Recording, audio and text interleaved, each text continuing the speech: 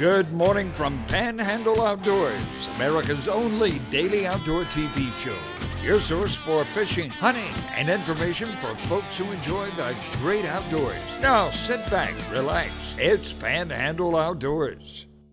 Good morning, folks. Welcome to Panhandle Outdoors. I'm Winston Chester. Glad you're here this morning. Got a big show lined up, but first, our weather brought to us by Haney Technical Center, corner of Baldwin and Highway 77. And good news, folks, that's almost finished. Hey, it's really nice, but they had to close off traffic last week. It looked like a New York City traffic jam when they closed that road for about half a day. It was funny just looking at it, but people just don't have much patience driving these days. All right, let's move on. The weather. I laugh because that's what Gail tells me that every day we drive. I need to have more patience. Okay, high today 83, low tonight 72. Water temperature is 75 degrees. So level out there, looking pretty good. Got those big tournaments coming up this weekend. I was trying to add up boats on St. Andrew Bay system. If everybody fishes St. Andrew Bay, out of the two tournaments, we're going to have close to 100 boats fishing St. Andrew Bay for the redfish tournaments, if everybody shows up like they had planned, if the tournament directors are correct in their estimate of their entries. So it's going to be interesting to see. I'd just like to go out and just see everybody fishing, and I'd like to go catch one in front of them, but we're going to see. Let's look at our river readings. Brought to us by Washington's Landing Marina, Apalachicola, Bluntstown at 8.5, Choctahatchee at Caryville 1.7. Got a picture later on of the Choctahatchee of a rattlesnake swimming across the Choctahatchee River. Big old rattlesnake. I'll show you that later. Look at the tide chart brought to us by Kent Forest Lawn Funeral Home and Cemetery. A low tide at 8:30 this morning and a high tide at 10:47. Got some good strong tides all week this week and a lot of good tides next week. And in fact, the first 3 weeks of November, all the November tides look really good and the weather holds up. Here's what's going on.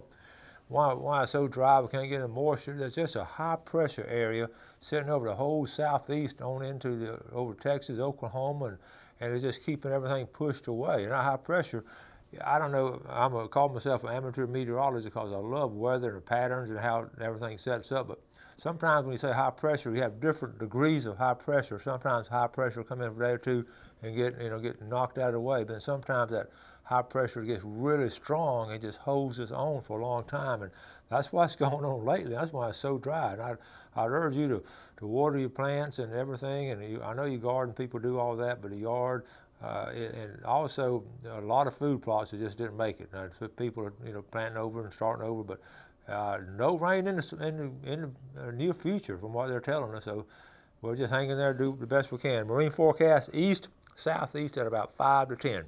Take a break, we'll be right back.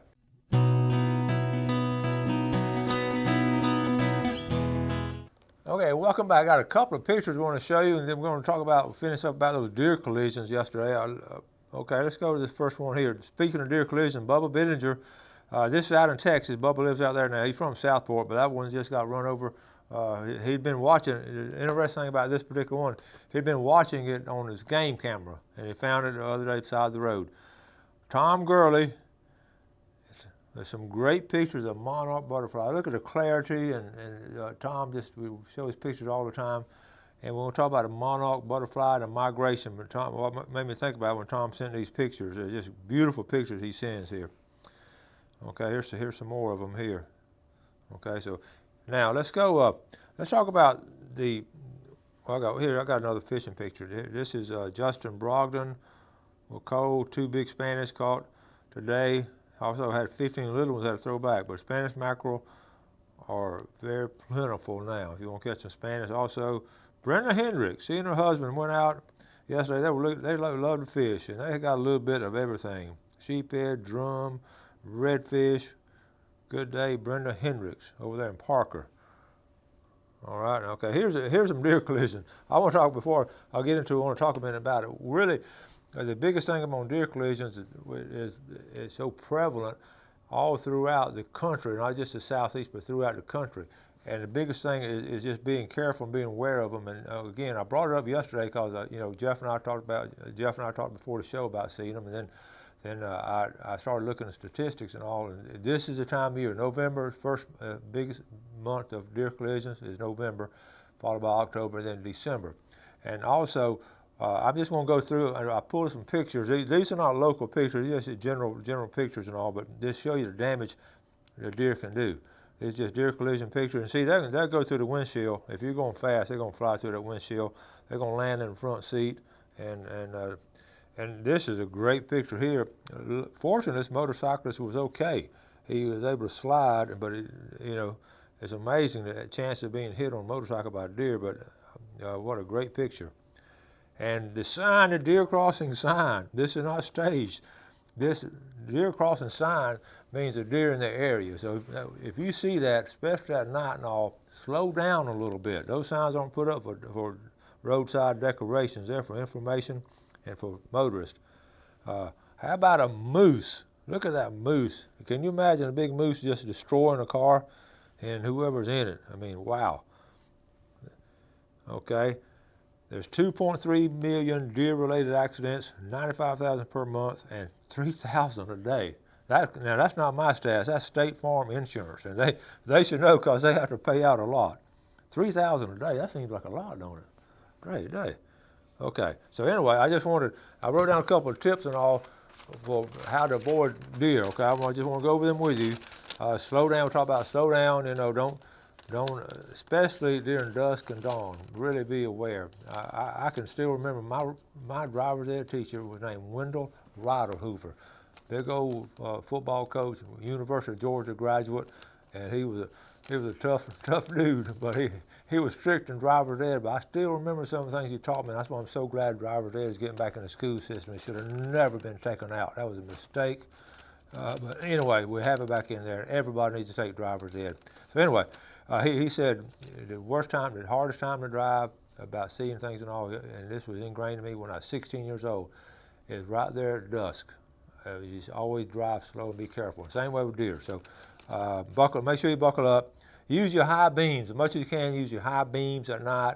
And I think most of us do that anyway, unless we got oncoming traffic and we dim them then, but use them all the time. That way you got a lot more time to react.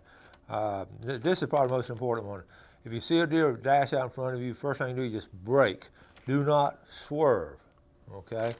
My brother and his two best friends lost their lives in a pickup truck because they ran off the road and the driver swerved to get back on the road, and it killed it drove 3 times, it killed all 3 of them. And that's human instinct, is to swerve out of the way. But that's the worst thing you can do. You can train yourself to not swerve. Brake first, swerve second, and try to do that.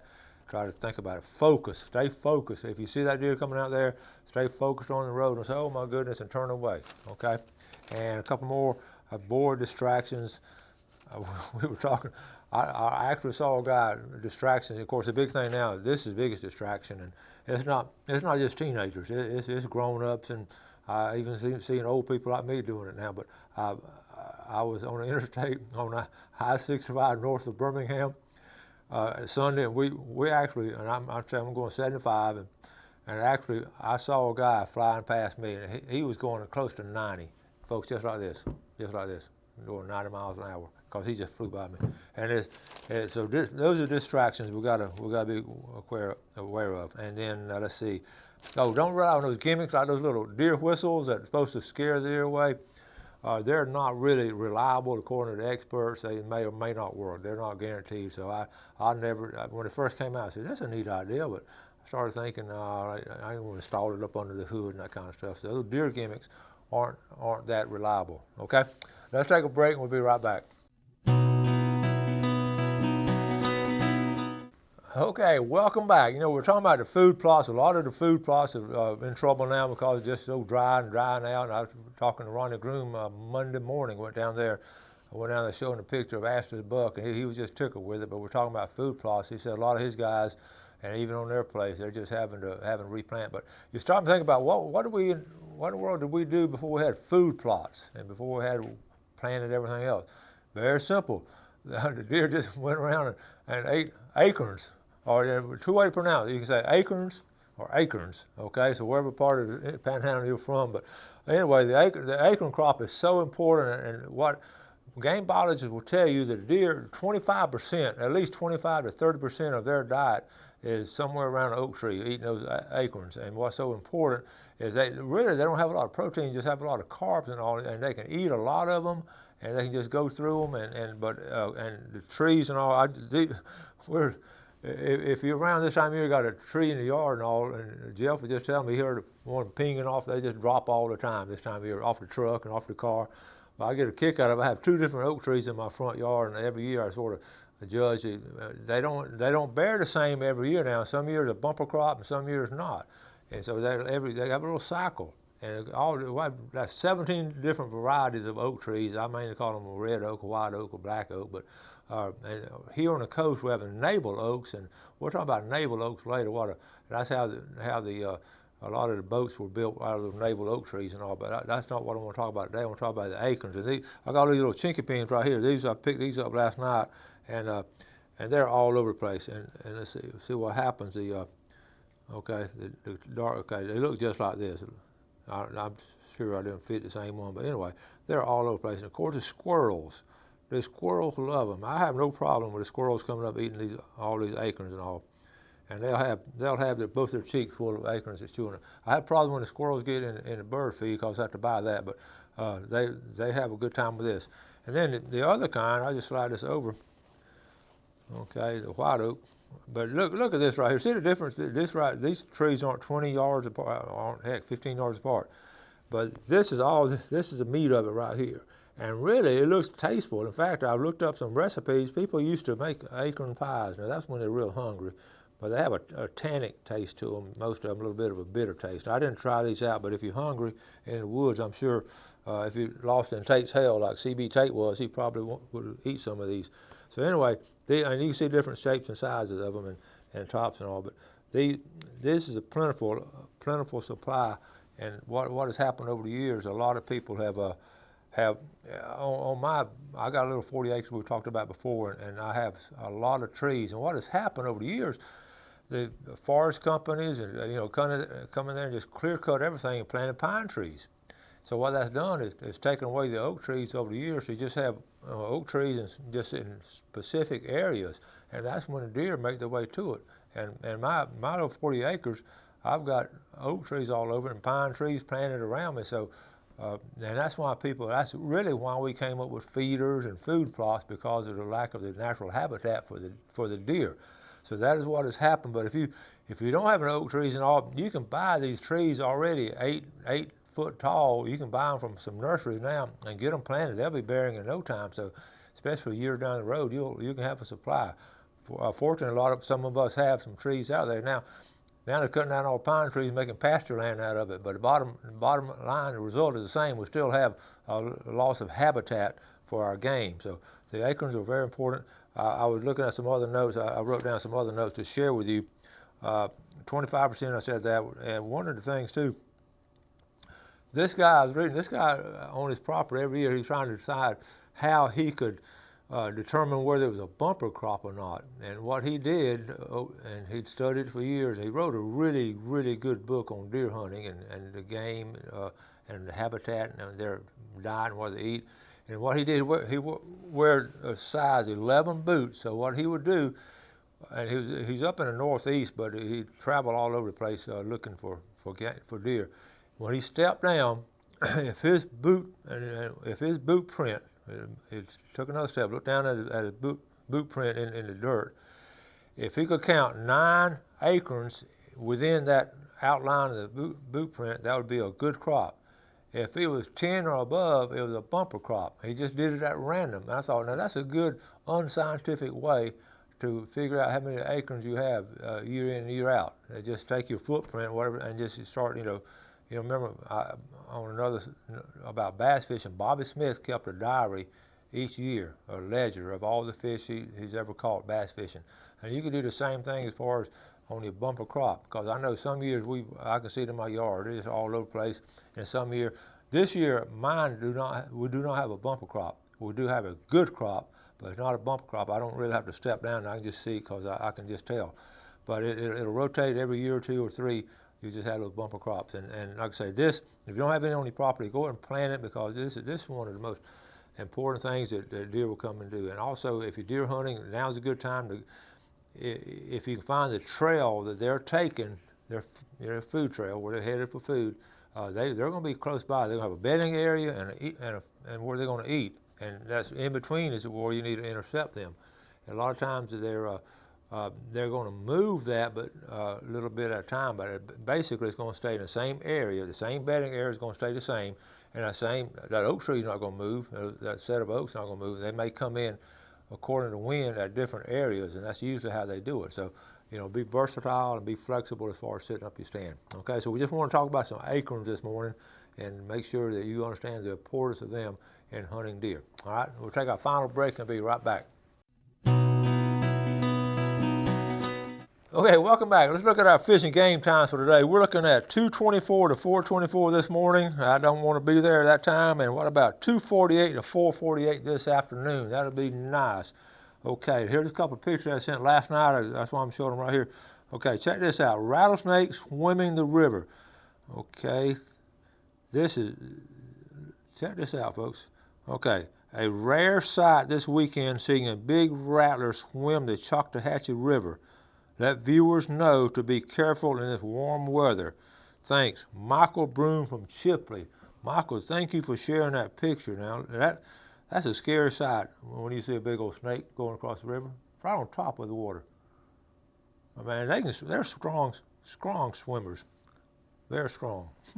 All right, now I'm gonna have to, let's see, I've got to show, Jeff, let me try to find a better picture of this. Okay, I'm gonna have to just take this picture here and just enlarge it, okay? I got a text last night. Just hold on, Jeff. I got a text last night, that's why I sort of, here it is right here. Hey, Coach. Here it is. Hey, Coach, I caught this yellowfin in Venice, Louisiana last Tuesday. He was about 60 to 70 pounds. Thought you might want to put it on the show. I said, great. This is Brody Cullen. Great pick, Brody. Thanks for sharing. I went there last month. Didn't catch one that big. Who did you go with? And put it on the show. And Brody sent back. So here's what Brody graduated last year, and we text back and forth a little bit. He said basically he went with Captain Butch Cardenas on this Sword Crazy charter. Usually has his boat at Treasure Island Marina, but took it to Venice for the month. Lane Smith is a deckhand. I'll send you a picture of boat. That's Lane Smith right there. Lane's one of my students, and Lane is a good fisherman. And let's see, there's some more pictures there.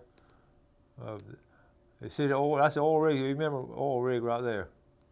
Okay, so anyway, I wanted to share those with you. And let's see, I might have one more. And okay, here they are gaffing them up right there, that oil rig.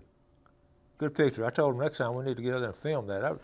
And I'd heard that Butch had taken a boat out there. I didn't know he was going to stay out there for a month. So maybe next year during tuna season we'll get hooked up with him to hook up some tuna. Again, that looked like a fun trip. I want to mention this, talking about fishing and all. I've talked about it a little bit. I used to do a lot of this when I was a younger man with bow fishing. And this is from Muzzy. This is an arrow right here. And okay, this is a extreme heavy duty bow fishing kit. It's a reel all built in. It's release. It's everything to go into your bow. And of course the arrows are heavy duty fiberglass arrows. And I got tickled up the rudimentary one I used to use. But these outfits are really nice if you enjoy bow fishing. Bow fishing is fun if you enjoy shooting a bow. It's as simple as that. And you got to be careful as to what kind of fish you shoot. The charter people that are taking people out now are shooting rays and all in the water. I have no inclination or desire to do something like that, but I do know people enjoy doing it. I did freshwater, and we would shoot gar, and that's when gar are plentiful in Tuloja Creek. And now they're not that plentiful, and it's not because of bow fishermen, because you don't put a dent in them. It's like going out trying to get all these lionfish, depending on divers to get rid of lionfish. It ain't gonna happen. And the bow fishermen did not put a dent into the gar on Tuloja Creek. What did put a dent into it was the runoff from the nurseries and the tomato farmers, and all that runoff went into the creek, and it ended up killing a lot of fish off over the years. It didn't happen overnight. So anyway, this is a good rig. Muzzy is a brand name. I've met these folks a couple of different times at different functions like CEOPA and ICAST and places like that. This is their forte, is putting this stuff out. Really good, strong stuff. And bow fishing is fun. Like I say, if you enjoy shooting a bow and you get some good targets, I tell you, I think if I would get back into it, I would really try to shoot some mullet. That would be a lot of fun, just shooting mullet when I swim by instead of throwing a cast net. Try to pick out one or two because it can be done. I don't know if anybody's doing that now or not, but that would be fun. And speaking of mullet, folks were catching them off the Choctawhatchee River. what they do, they'll show that Harold Milling Company, a rough and tough dog food, and they'll chum. I'm talking about chumming. They'll chum them up, and that food will get in a couple of days. They'll just start gathering up there. Just keep throwing it out, and they'll gather up there. And I think that'll be something we could do with that. So I may think about doing that. Okay. I also wanted to talk about the monarch. Bow fishing is important, just in taking game and all, but. And that's something, I couldn't eat those gar, but I could eat those mullet. So we may take a look at that. One of the things, I don't know if I'm gonna have time to cover it, but I want to talk about the monarch migration because of the great pictures and all this time of year. This is the time of year that they actually get out, get going and all, but the map, I have a map I want to show you. If I can get it up, we're going to about run out of time, but okay, here's the map, right? Let's see. Here it is right here. This is the migration. Okay, they fly south, and you can see where they're in our area. This is where they go in, and they're just thousands and thousands. They're winter in Mexico, and they say that area is getting, or they winter on the California coast, or if they're west of the Rocky Mountains. But all the butterflies east of the Rocky Mountains will come down this area here, and also, and when they go back up about the same route, and this is a. And keep in mind, what's fascinating, they'll do like 3 or 4 generations. Like one butterfly doesn't come down from Wisconsin to Mexico. They'll go along, they'll hatch, and they'll hatch like 3 to 4 generations. And how they know how to keep on going is amazing. They have their own GPS, and how do they know which direction to go, and how do they know when the wind's going to get behind them? But it's fascinating, and that's why the creatures like that are just amazing to me. But and it's 3 or 4 generations come from Mexico back up to Wisconsin or Ohio, Pennsylvania. So anyway, we'll talk more in detail about it. But just love nature, enjoying all parts of nature. If it's bow fishing or monarch butterflies or big bucks or big bass, enjoy all of it. Got to wrap it up. Make sure you do something good for your fellow man today. I'm going to give away, I promise you I'll give away the first caller. I'm going to give away this today after the show. Call me and I'll give you a free harness. Okay? Have a great day and God bless.